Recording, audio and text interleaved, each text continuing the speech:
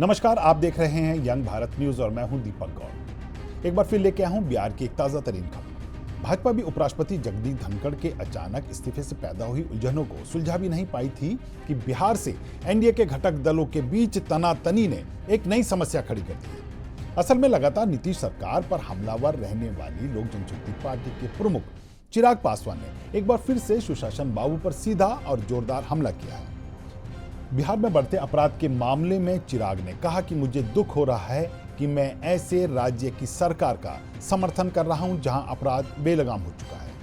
अपने इस बयान के जरिए चिराग पासवान ने सीधे सीधे अपने बागी तेवर दिखा दिए हैं। हालांकि चिराग के इस बयान से अब सवाल भी उठने लगे हैं कि आखिर चिराग को नीतीश सरकार के खिलाफ इतना कुछ कहने की ऊर्जा कहां से मिल रही है। क्या यह ऊर्जा दिल्ली से मिल रही है या चिराग केंद्र और राज्य के सियासी समीकरणों को समझते हुए इस समय अपने 5 सांसदों की ताकत एनडीए को दिखा रहे हैं। सवाल उठ रहे हैं कि क्या भाजपा की शह पाकर चिराग नीतीश को बिहार में घेर रहे हैं या चिराग ने अब अपनी 243 सीटों पर चुनाव लड़ने वाली अपनी अलग राह पर चलना शुरू कर दिया है। इस सबसे इतर जदयू के मुख्य प्रवक्ता नीरज कुमार ने चिराग के इस तीखे हमले के बाद कहा कि प्रधानमंत्री नरेंद्र मोदी और गृह मंत्री अमित शाह का पूरा भरोसा मुख्यमंत्री नीतीश कुमार पर है। वही भरोसा आज भी बिहार की जनता का है। उन्होंने चिराग पासवान पर अप्रत्यक्ष रूप से तंज कसते हुए कहा कि मन विचलित हो सकता है, इसका इलाज नहीं, लेकिन कानून के राज पर कोई संशय नहीं है, जनता निश्चिंत है। बहरहाल अब सवाल ये भी उठने लगे हैं कि क्या भाजपा बिहार में नीतीश सरकार को नाराज कर चिराग को बढ़ा रही है। क्या नीतीश कुमार के केंद्र में 12 सांसदों के समर्थन की भाजपा को अब चिंता नहीं है, या भाजपा आने वाले दिनों में उपराष्ट्रपति जगदीप धनखड़ की तरह ही चिराग को भी साइड लगा सकती है। आज इस मुद्दे पर चर्चा करने के लिए हमारे साथ जदयू से जुड़े हैं मनीष यादव जी और हमारे साथ हमारे कंसल्टिंग एडिटर प्रमोद मुकेश जी। आप दोनों का यंग भारत न्यूज पे स्वागत है। शुक्रिया जी, नमस्कार। मनीष जी, आज पहला सवाल आपसे। आज आपका दिन बहुत व्यस्त जाने वाला है। आपके सहयोगी घटक दल के नेता ने पार्टी पर जिस तरह से तीखा हमला किया है, ये शायद पहली बार है। उन्होंने दुख जताया है सरकार के साथ बने होने का, क्या कहेंगे आप? देखिए दीपक जी, बिहार के मुखिया आदरणीय नीतीश कुमार जी और आदरणीय नीतीश कुमार जी बिहार में कभी भी ट्रिपल सी से कोई समझौता नहीं करते। अपराध और अपराधी से बिहार में नीतीश कुमार जी कोई समझौता नहीं करते। अगर बिहार में कोई अपराधी अपराध करेगा तो उसका स्थान निर्धारित है, वो किसी कोना में छिपा होगा, तुरंत बिहार पुलिस उस पर एक्शन लेगी, पकड़ के उसे कानून का डंडा चलेगा और उसका जो स्थान है वहां पहुंचा दिया जाए। जहां तक माननीय चिराग पासवान जी ने कहा है, देश के प्रधानमंत्री आदरणीय नरेंद्र मोदी जी और उनके कैबिनेट में चिराग पासवान जी मंत्री हैं। जब देश के प्रधानमंत्री जी लगातार अभी बिहार आप देख रहे हो आ रहे हैं, और जब वो बिहार आते हैं तो मंच से वो कहते हैं कि बिहार में आदरणीय नीतीश कुमार जी ने बिहार से जंगल राज को खत्म किया है। जो बिहार पहले अपहरण, हत्या, लूट, डकैती के लिए जाना जाता था, उस चीज को आदरणीय नीतीश कुमार जी ने बदला है। तो जिनके कैबिनेट में आप काम कर रहे हैं वो कह रहे हैं कि नीतीश जी ने बिहार को जंगल राज से मुक्त करा दिया। तो जब देश के प्रधानमंत्री जी आते हैं तो आपको तो उसी मन से न कहना चाहिए कि बिहार में अपराध बढ़ गया है, बिहार पुलिस नतमस्तक है। कह रहे हैं बिहार पुलिस नतमस्तक है अपराधियों के आगे। हम उनसे जानना चाहते हैं कि बिहार में एक ऐसा अपराधी का नाम बता दीजिए जो अपराध करके बच गया।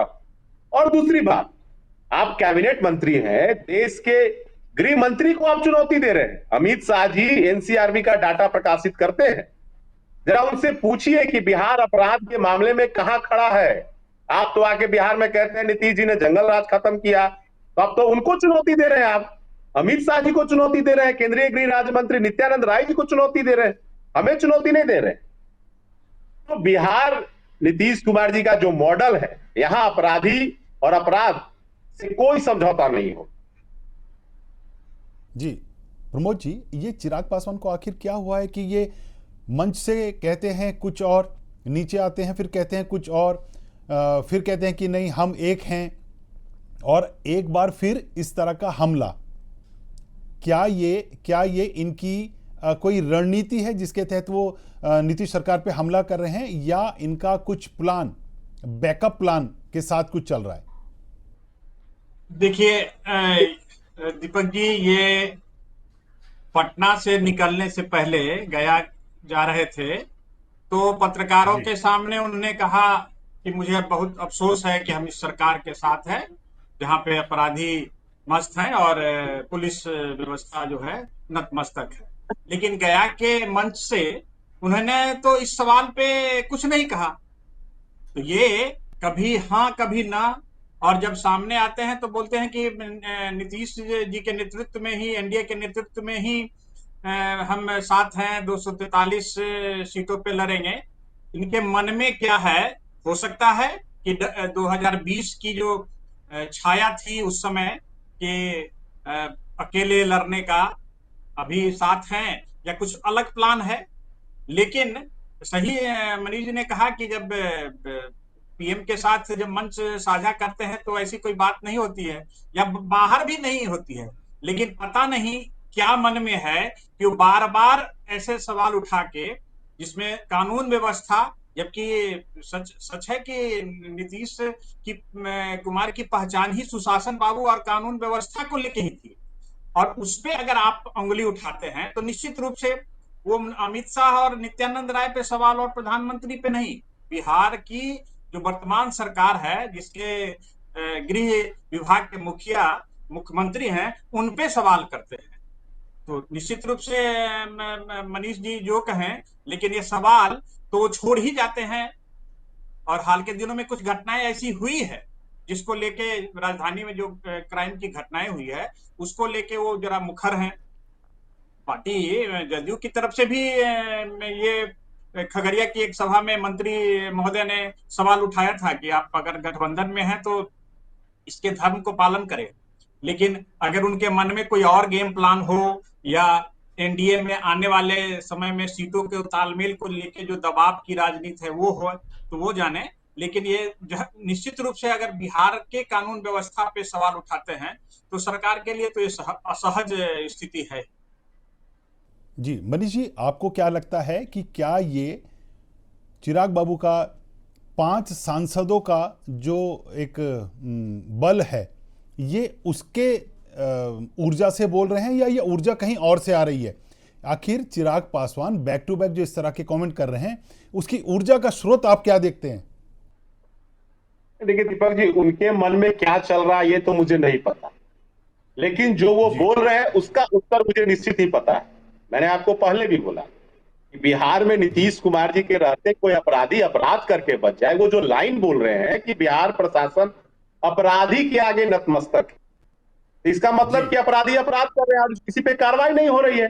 तो हम तो उन्हें कहना चाहते हैं कि कोई एक ऐसा अपराधी का नाम बताइए। जो गया वाले घटना पर उनसे मीडिया के लोग पूछ रहे थे, 2 घंटे के अंदर वो चालक और टेक्नीशियन दोनों की गिरफ्तारी 2 घंटे के अंदर हुई है। तो हमारे प्रशासन किसी अपराधी को कहां छोड़ रही है? लेकिन अगर पेट में दर्द है और माथा दर्द का दवाई खाइएगा तो उसकी अलग बात।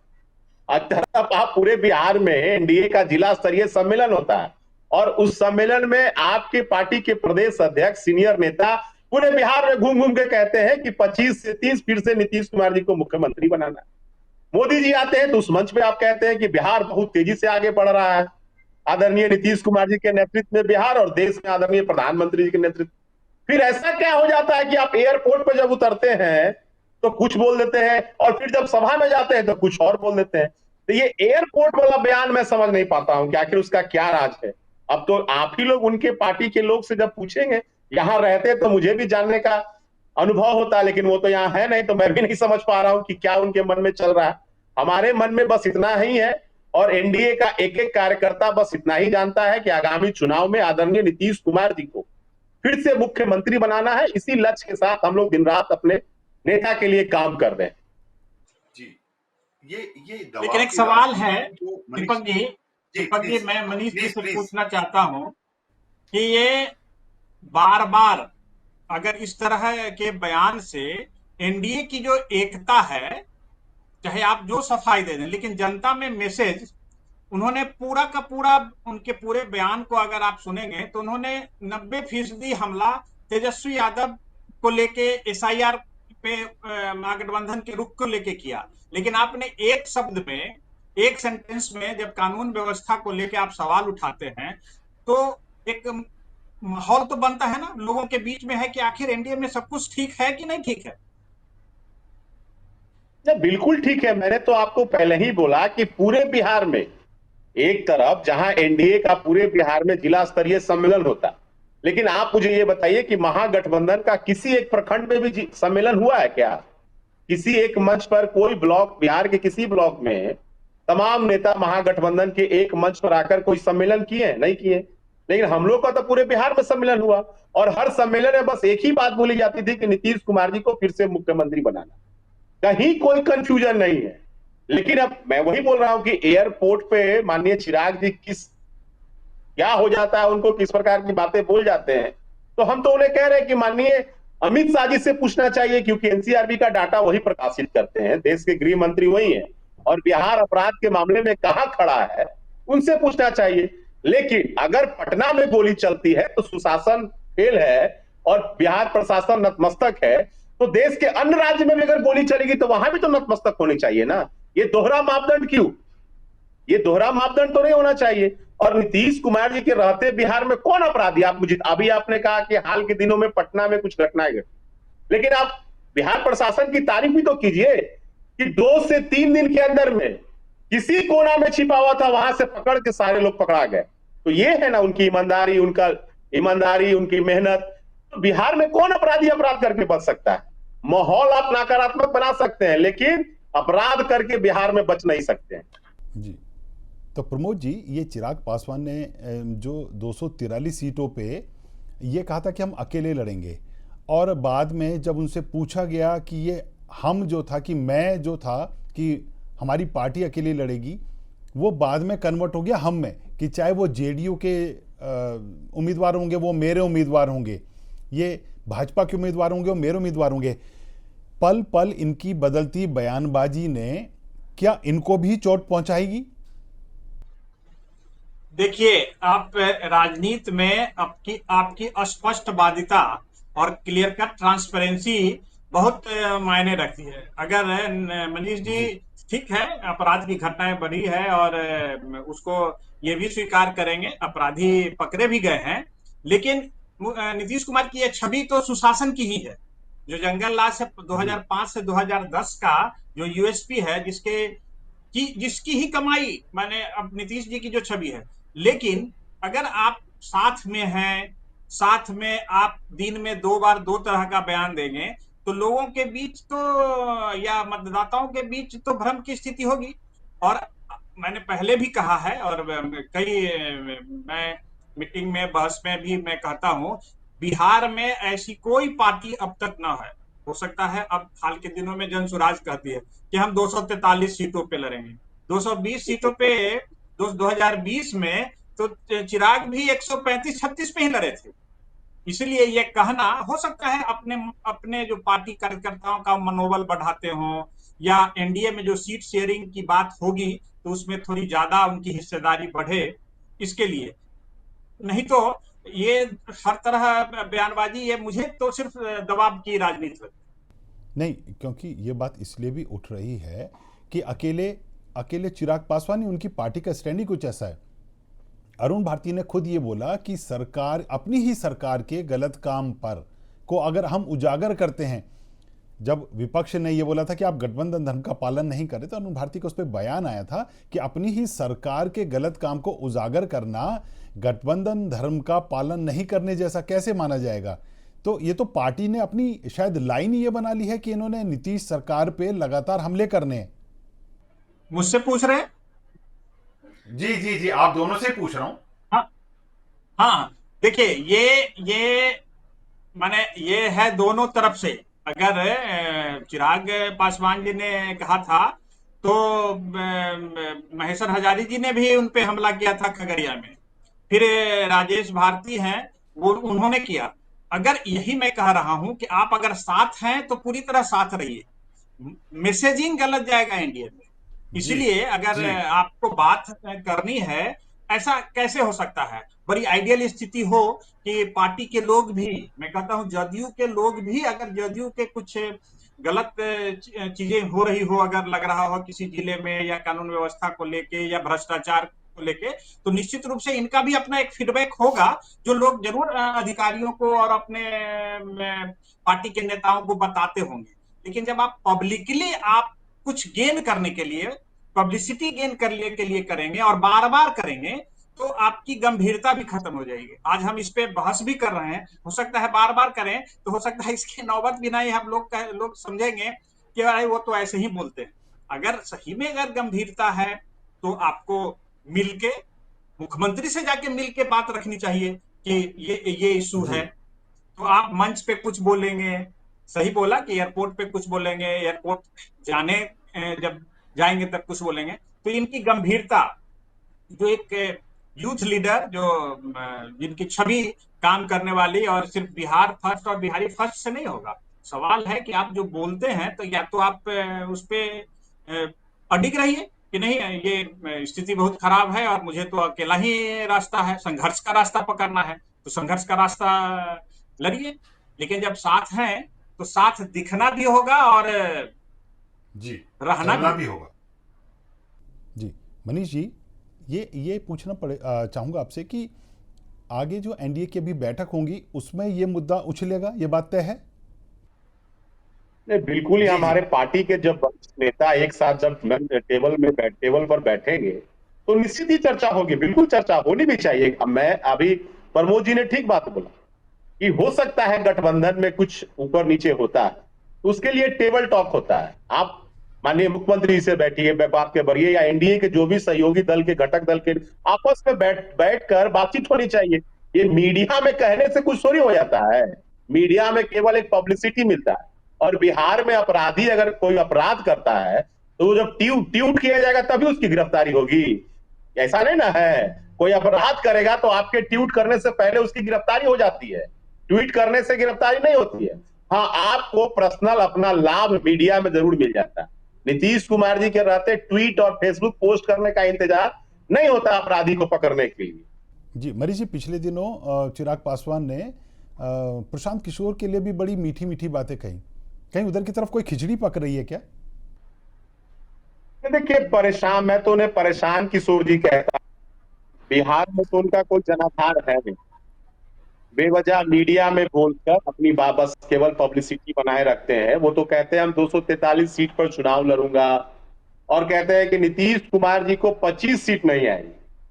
अब जिनका अपना कहीं कोई एक खाता खुलने की संभावना नहीं है और 243 सीट में से पता नहीं किस सीट पर उनका जमानत बचेगा कि नहीं बचेगा, और वो आदरणीय नीतीश कुमार जी पर टिप्पणी करते हैं।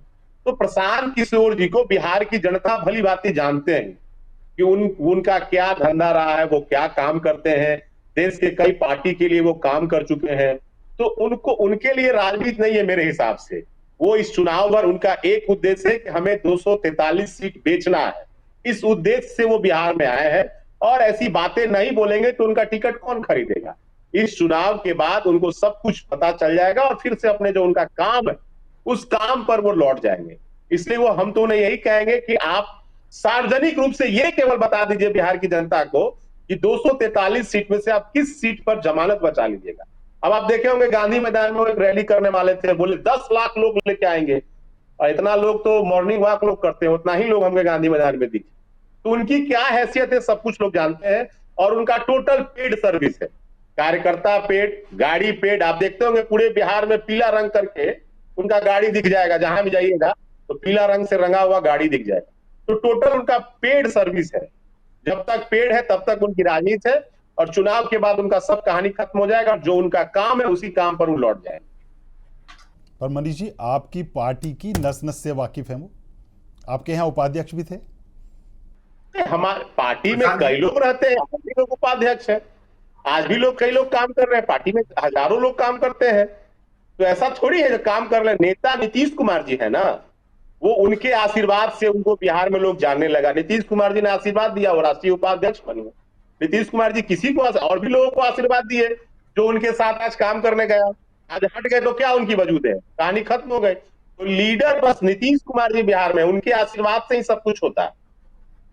जी प्रमोद जी, ये जो आज बहस हो रही है और आज का जो मुद्दा है चिराग पासवान का ये बयान, ये आने वाले दिनों में इसे एक बड़े सियासी घटनाक्रम के रूप में आप देख रहे हैं? नहीं नहीं, इतना इतना बड़ा नहीं है, क्योंकि पहली बार नहीं चिराग ने मुंह खोला है। चिराग जी बराबर बोलते रहते हैं, और कानून व्यवस्था पे भी पहले भी बोले। बिहार जी बंद के जिस समय हत्या नहीं, हुई उनका थी उनका ये 18 कहना, प्रमोद जी, उनका ये कहना कि मैं शर्मसार हूं, मुझे दुख है कि मैं ऐसी सरकार का घटक हूं। ये नहीं शायद नहीं, आपसे देखिए, पहले नहीं बोला गया था। नहीं नहीं नहीं बोला है, वो सही बात है, लेकिन जी मैं जो अब सामने से देखता हूँ, मैं लोजपा का ना प्रवक्ता हूँ, ना पार्टी का उनके मन जी में जी क्या जी है और वो क्या लेंगे। जी लेकिन जो मैं देखता जी हूँ, राजनीति में तो बड़े बड़े, इससे जी बड़े बड़े बयान दे के लोग पलट जाते हैं, और जब जी बात आएगी एनडीए घटक की, तो साथ जब बैठेंगे। लेकिन हाँ, जिस ढंग से वो बोल रहे हैं, अगर ऐसे ही बोल बिगड़ते जाएं, तो हो सकता है कि एनडीए में संबंध भी बिगड़े।